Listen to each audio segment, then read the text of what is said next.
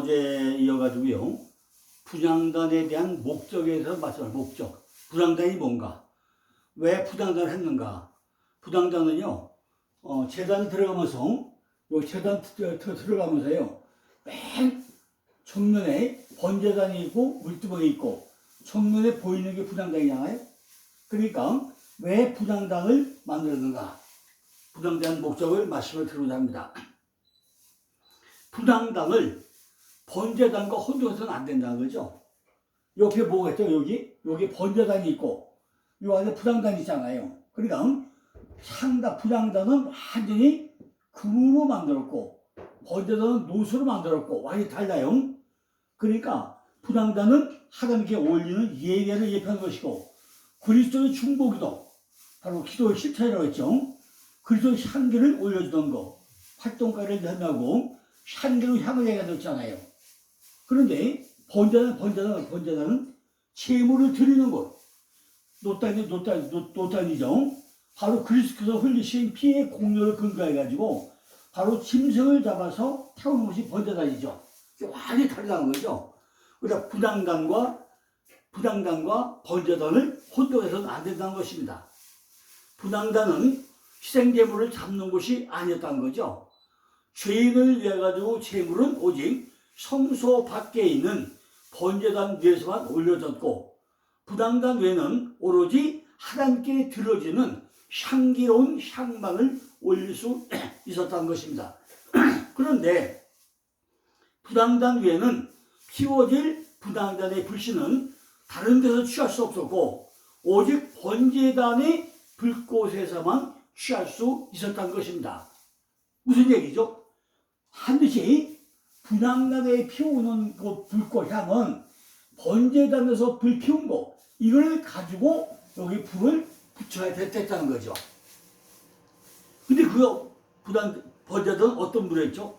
하늘에서 내려온 불, 어제 말씀대로 돋보기 같은 거 가지고 햇빛을 통해서 불을 받아가지고 피우는 거, 이것이 분향단의 불치라고 했죠. 그러니까 번제단의 불꽃에서만 취할 수 있다는 것이다.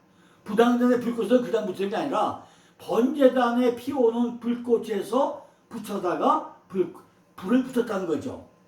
아론의 아들 나답과 아비후가 이런 규례를 어기고 하나님께서 명하시지 않은 다른 불로 가져다가 여호와 앞에 분향하다가 죽임을 당한 것은 이러한 명령이 매우 중요했음을 말해주겠다는 거죠. 이러한 사실은 하나님께 들어지는 그 향이, 그죠?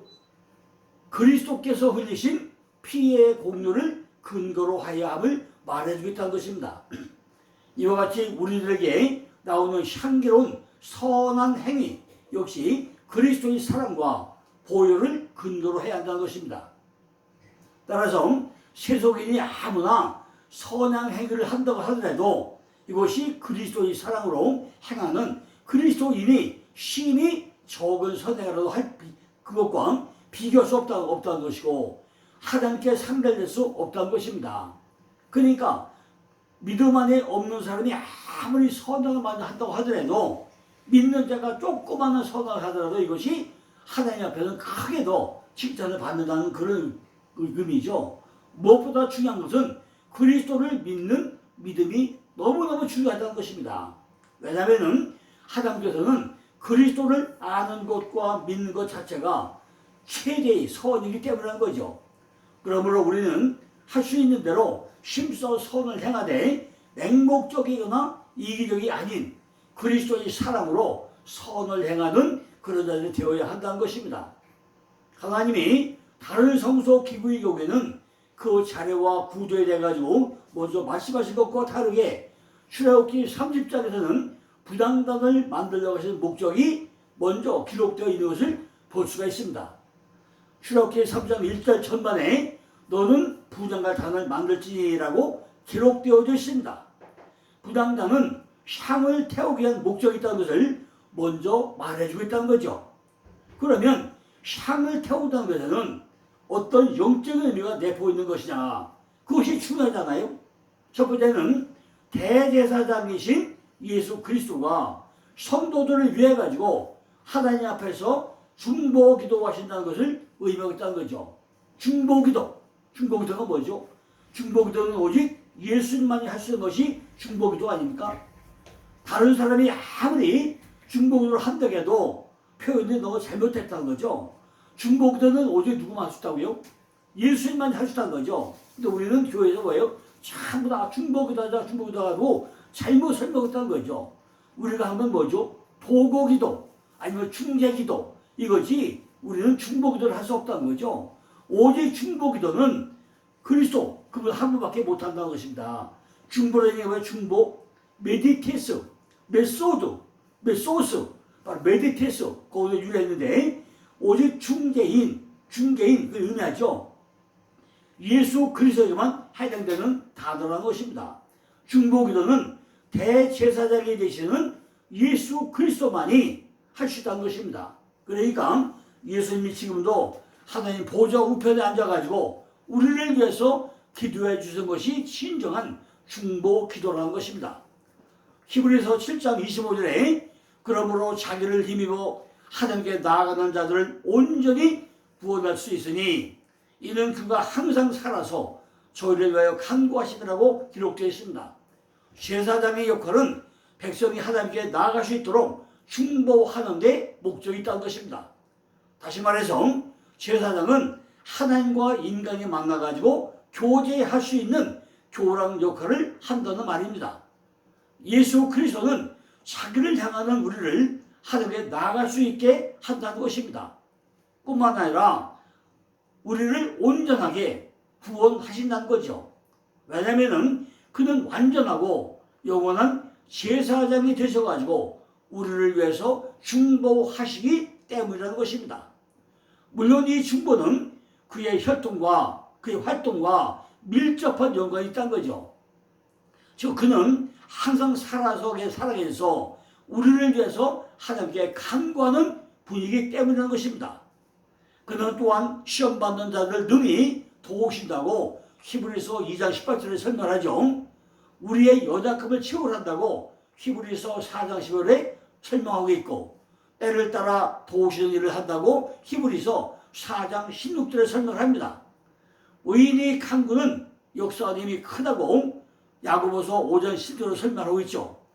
따라서 영원히 살아계셔서 영원한 제사장이 되시며 의인 중에 의인이신 예수 그리스도께서 우리를 위해 가지고 하나님께 간구하시는 간구야말로 우리를 온전히 구원하고 남음이 있다는 것입니다. 성도들이 가지는 구원의 확신은 그리스도의 활동과 은혜에 기인한 것이므로 결코 허황된 것이 아니라는 것입니다.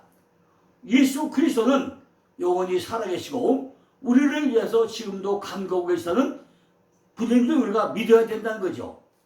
또한 요한일서 2장 1절 후반에 보니까 만일 누가 죄를 범하면 아버지 앞에서 우리에게 대언자가 있으니 곧 의로우신 예수 그리스도라고 기록되어져 있습니다. 우리가 범죄하면 하나님 아버지 앞에서 예수 그리스도는 우리의 교도소가 되어주신 그런 분이라는 거죠.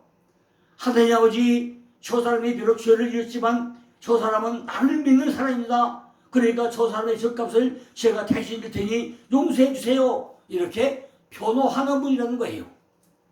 로마서 8장 34절을 보니까 누가 정죄하리요? 죽으실 뿐만 아니라 다시 살아나신 이는 그리스도 예수시니 그는 하나님 우편에 계신 자요 우리를 위하여 간구하는 자라고 기록되어 있지 않습니까? 예수님이 하나님 보좌 우편에서 지금도 우리를 위해 가지고 중보 기도해주고 계시다는 것입니다. 어린 양으로 죽임을 당하신 그리스도는 우리의 친밀을 위하여 부활하시고 중보 사역을 완전히 성취하신 후에 원래 계시던 자리로 복귀하셨다는 것입니다. 그 자리는 영광의 자리요 만물을 다스리는 권세의 자리라고 베드로전서 3장 20절에 기록되어 있습니다. 이처럼 모든 실권을 가진 주님이 우리를 보증하는 분으로 이 땅에 오셨다는 거죠. 승천하신 예수 그리스도는 그의 속죄와 사역을 지금도 겪고 계신데 이것이 바로 성도를 위한 중보 기도라는 것입니다.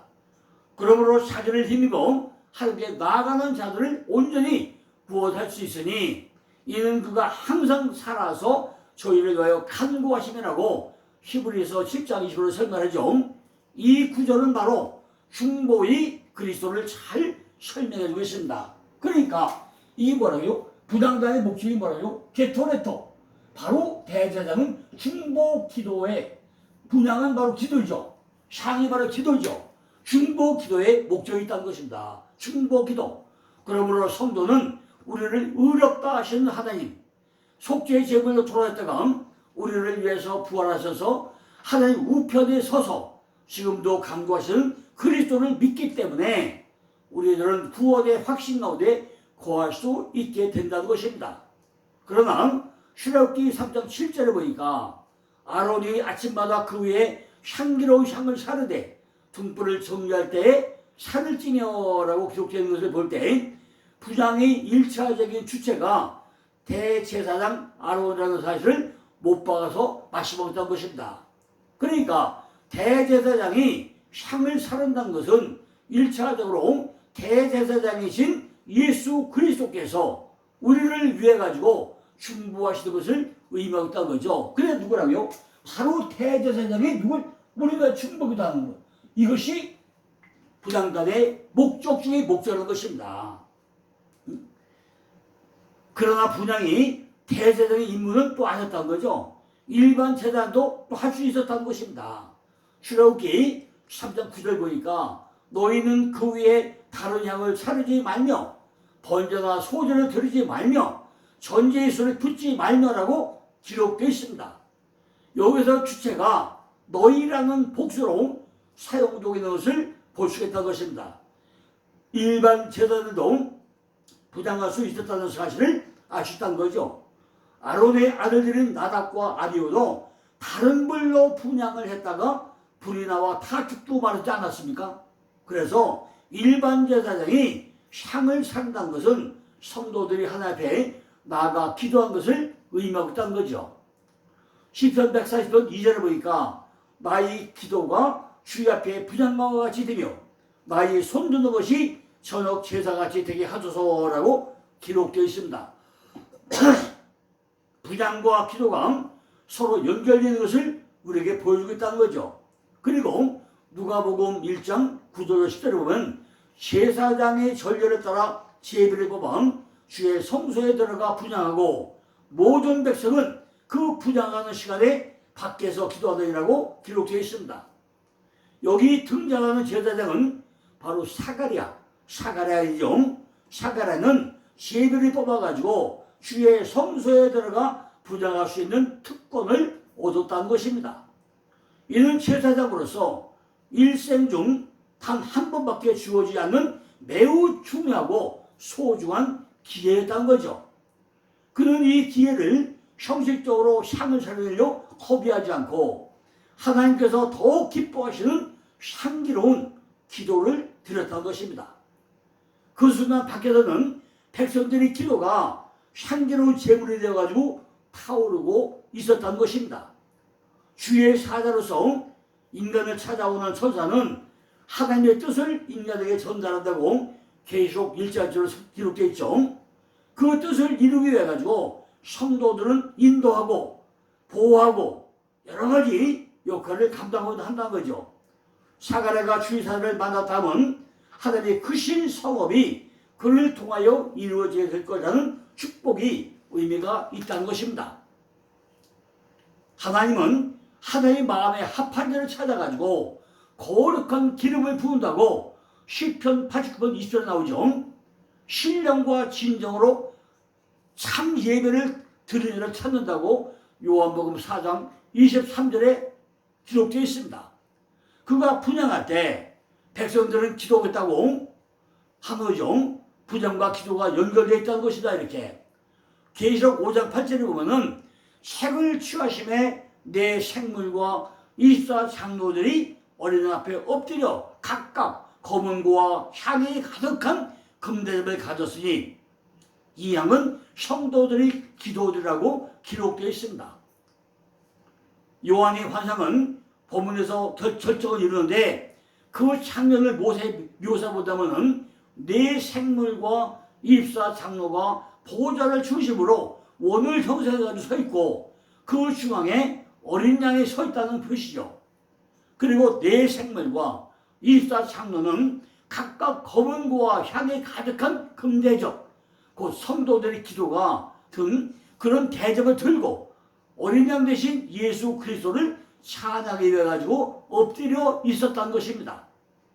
그런데 본문에 나타나는 어린 양이라는 표현은 계시록의 독특한 표현으로 29회나 사용되는 아주 중요한 단어이기도 하다는 거죠. 여기서 죽임을 당한 어린 양이라고 한다면은 즉각적으로 생길 수 있는 말이 도수적으로 끌려가는 어린 양, 바로 이사야 53장 7절이죠. 거기에 대한 이사야 선지자의 예언을 우리가 생각해 볼 수 있습니다. 하나님은 범죄한 인간을 구속하기 위해 가지고 한 계획을 세웠는데 이것이 바로 창세기 3장 16절이죠.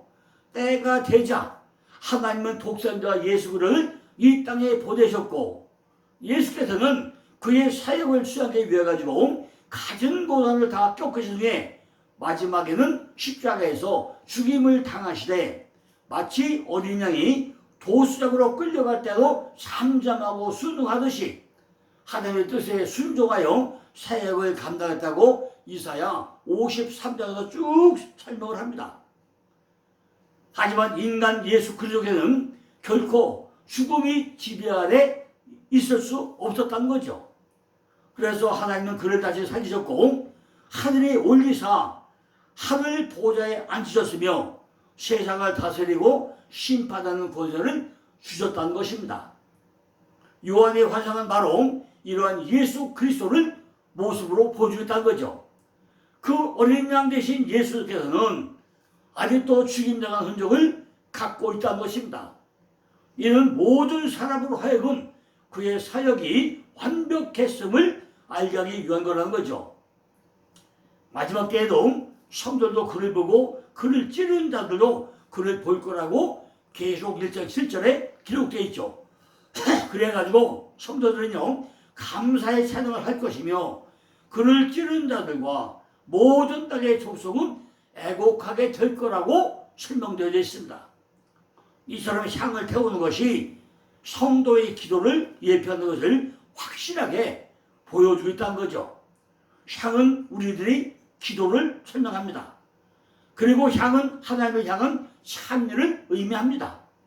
히브리서 13장 15절 보니까 이러므로 우리가 예수로 말미암아 항상 찬미의 제사를 하게 드리자. 이는 그 이름을 증거하는 입술의 열매이라고 기록되어 있습니다. 그러면 하나님이 모세에게 이 부장단을 만들려고 하신 이유가 더욱 분명해지지 않겠냐는 거죠. 그리스도께서 모범을 보신 대로 성도들에게 기도를 가르쳐 주시니 위함이었다는 것입니다. 예수님의 제자들도 예수께 기도를 가르쳐 주시도록 간구를 했다는 거죠. 이것은 기도가 훈련되지 않고 저절로 되는 것이 아님을 우리에게 설명하고 있다는 것입니다. 기도는 배워야 한다는 것입니다. 그러면 기도를 어떻게 배울 수 있느냐? 실제로 기도를 실천하면서 배울 수 있다는 것입니다. 그런데 교회에서 기도를 가르칩니까? 기도를 안 가르치잖아요. 그냥 날마다 모든 거예요. 주세요, 주세요, 주세요. 이런 거짓 기도만 하잖아요. 그건 안 된다는 거죠.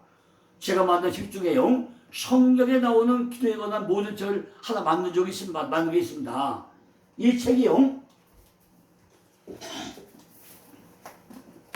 성경에 나오는 기도에 관한 모든 책인데요. 이게 무슨 얘기냐면은 성경에는요. 488개 기도문이 나와요. 성경 전체를 하나가 전부 다 찾아보고 나면요. 성경의 기도문이 몇 개 나온다고요? 488개가 나와요. 그걸 전부 다 유형별로 나눠가지고 만든 책이 기도에 관한 모든 것입니다. 기도에 관한 모든 것. 근데 거기 보면요.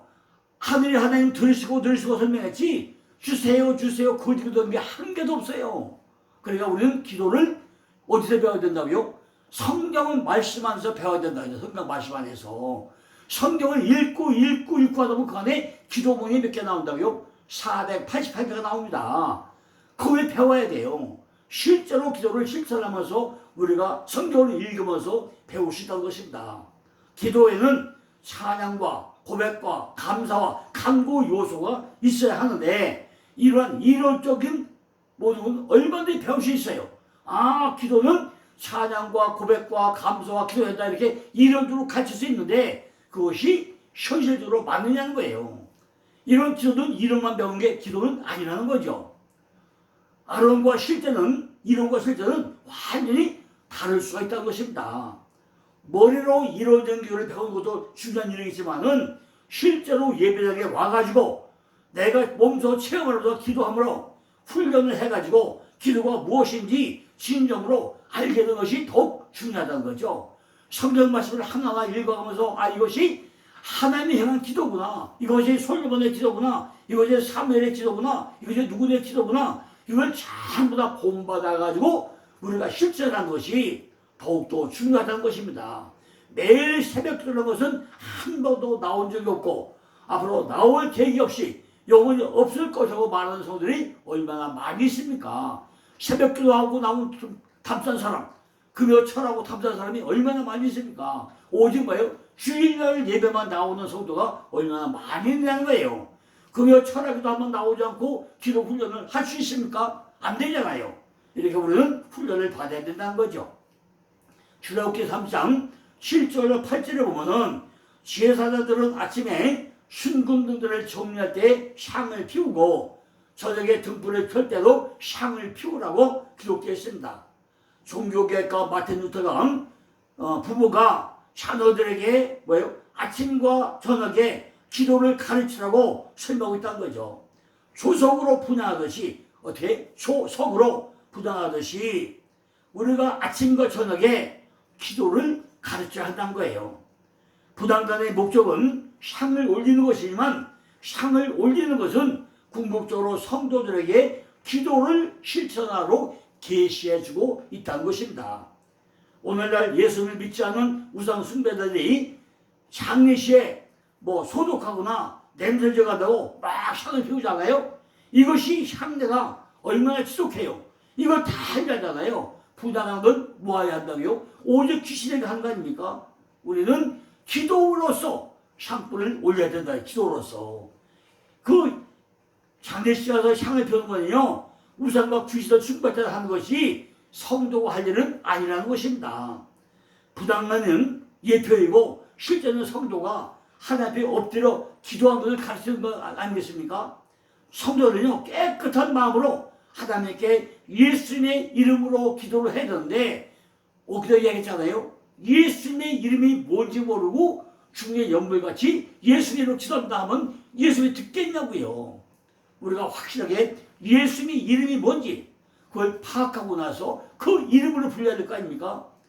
자식이 아버지 이름을 알고 불러야 아버지가 내 아들구나 쳐다볼 거 아니에요? 근데 아버지 이름을 모르고 누구를 부르면 아버지가 응답을 하겠습니까? 그러니까 우리가 예수님 이름으로 기도할 때 우리 아버지 그 예수님을 정말로 알고 부탁해야죠. 자, 두 번째는 뭐죠? 분향단의 재료가 뭐냐? 나무와 시든나무에다 금으로 쌌다고 했죠. 분향단의 재료는 번제단의 재료는 나무와 노시 아니라 나무와 금으로 쌌다고 했어요. 시든나무로 다 만들어가지고 거기다 금으로 쌌다고 했어요. 금은 뭐죠? 그리스도의 신성과 그 영광을 상징하죠. 그러므로 금 분향단을 조각목과 금으로 만든다던 사실은 노자단과 같이 온 인류의 죄를 담당하고 십자가 고난을 담당하신 신성이 아니라 모든 사역을 완성하시고 부활하셔가지고 영광에 거하시는 승리의 신성을 뜻하고 있다는 거죠.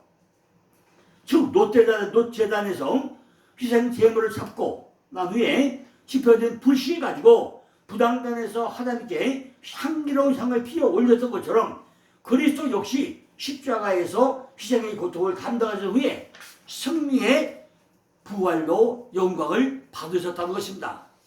다시요, 노제단에서 희생 제물로 잡아가지고 지펴진 불씨에 그걸 갖다가 부장단에 불을 붙여서 하늘에 향기로운 불을 피워 올렸던 것이 십자가에서 희생고통을 당하신 후에 승리의 부활로 영을 받으신 것과 같은 의미라는 것입니다. 그러므로 성도들이 주께 기도의 향을 피울 때는 먼저 노제단에서 이루어진 그리스도의 보혈을 믿어야 하고, 다음으로는 부장단에서 나타난 그리스도의 승리를 찬양하면서 그 후에 자신의 고통과 소망을 간구해야 한다는 것입니다. 중요하니까 다시 한번 말씀드릴게요. 성도들이 주께 기도향을 피울 때는 먼저 노제단에서 이루어진 그리스도의 보혈을 믿어야 하고, 다음으로 부장단에서 나타난 그리스도의 승리를 찬양하면서 그 후에 자신의 고통과 소망을 간구해야 한다는 것입니다. 부장단은 가시가 있고 쓸모없는 시띠나무, 바로 아카시아나무죠. 그걸로 만들어가지고 금으로 입혔다고 했잖아요. 그래서 뭐라고 부른다고요? 금단. 금으로 만든 단, 금단으로 부른다고 했잖아요. 나무는 그리스도의 인성을, 금은 그리스도의 신성을 상징한다고 했잖아요. 그런데 제사장들이 분향할 때는 나무가 보이지 않고 겉면에 금만 보이게 되어 있다는 거죠. 이것은 우리가 기도할 때 신성을 가지신 그리스도를 바라보고 기도해야 한다는 것을 의미하고 상징한다는 것입니다. 골로새서 3장 1절 2절 보니까, 그러므로 너희가 그리스도와 함께 다시 살리심을 받았으면 위의 것을 찾으라. 거기는 그리스도께서 하나님 우편에 앉아 계시더라. 위의 것을 생각하고 땅의 것을 생각지 말라고 기록되어져 있습니다. 바울은 여기서 그리스도와 함께라는 말을 강조했다는 거죠. 너희는 그리스도와 함께, 이 함께라는 말을 강조했다는 거죠. 성도는 무슨 일을 하든지 그리스도 안에 있지 않으면 성도로서의 의미가, 가치가 없다는 것입니다. 첫째는 그리스도와 함께 죽는 거죠. 둘째는 그리스도와 함께 부활하는 것입니다. 셋째는 그리스도와 함께 영광을 얻는 것입니다. 성도는 누구나 그리스도와 함께 죄에 대해서 세상에 대하여 죽지 않으면 참 성도라고 할 수가 없다는 것입니다. 겨울에 메말라버린 수목은 겉으로 보아서는요 생명이 없는 것 같지만은 사실은 그 줄기 중에 감추어 있어가지고 새봄이 되고 나면은 다시 또 파릇파릇 잎으로가 나오고 살아나고 나타나게 되죠. 이와 같이 우리의 생명도 하나님 안에 감추어져 있다는 것입니다. 그리스도의 비밀은 하나님 안에 있고, 그리스도의 비밀은 그리스도 안에 감추어져 있다는 것입니다. 십자가는 참 생명이 죽음 속에 감춰져 있음을 우리에게 가르쳐주고 있다는 것입니다. 그러므로 우리도 그리스도께서 십자가의 죽음을 통해서 부활하셨듯이 우리의 옛사람을 십자가에 못 박아야 한다는 것입니다. 그래야만 감추어진 하나님의 생명이 드러날 수 있기 때문입니다. 그리스도인이 하늘은 우리를 대신하여 죽으시고 우리를 사랑하시는 그리스도께서 계시고, 또 우리가 사랑하고 사모하는 하나님께서 계신 곳, 그곳이 바로 하늘 아닙니까? 그곳은 한량 없는 기쁨만 가득할 뿐이고 고통이 없고 눈물이나 원망, 슬픔이 없는 곳이 바로 하늘나라는 거죠. 그런데 그 하늘에 가려면은 성도는 그리스도와 함께 부활함이 필요하다는 것입니다. 그리스도와 함께 부활하지 않고 나면 그곳에 갈 수 없다는 것입니다. 그 부활은 성도가 그리스도 안에 있을 때만 가능하다는 것입니다. 새로운 생명으로 거듭날 때만 가능하다는 것입니다. 즉 불과 성령으로 거듭나야 한다는 것입니다. 신의 성품과 거룩한 삶의 목표를 가져야 한다는 것입니다. 부활은 그리스도의 신적 능력으로만 이루어진 것이 아니라 인간의 결단 또한 필요하다는 거죠. 스스로 거듭나려는 결단이나 노력 없이 하나님 나라의 백성이 되겠다는 것은 어불성설이라는 것입니다. 이 땅에서의 거듭남이 영원한 생명으로 부활을 가능케 함을 우리는 명심해야 한다는 것입니다. 영광 중에 계시는 그리스도, 기도를 능히 응답해 주신 그리스도만 바라보고 생각하면서 우리는 기도하라는 말씀입니다. 분향단의 크기는 번제단에는 매우 작죠. 뜰에 있는 번제단은 그리스도의 희생자를 의미하고 가로 세로가 5규빗에 높이가 3규빗이라고 했죠. 그런데 분향단은 성소 안에 있고 그리스도의 중보기도 사역을 의미하면서 가로 세로 1규빗 반에 높이가 2규빗밖에 안 되기 때문에 아주 작은 그런 크기를 알 수 있다는 것입니다. 자, 오늘 여기까지 하고요. 내가 이제 분향단의 그 크기와 분향단 크기와 재료가 뭔가 이어서 또 설명을 드리겠습니다. 감사합니다.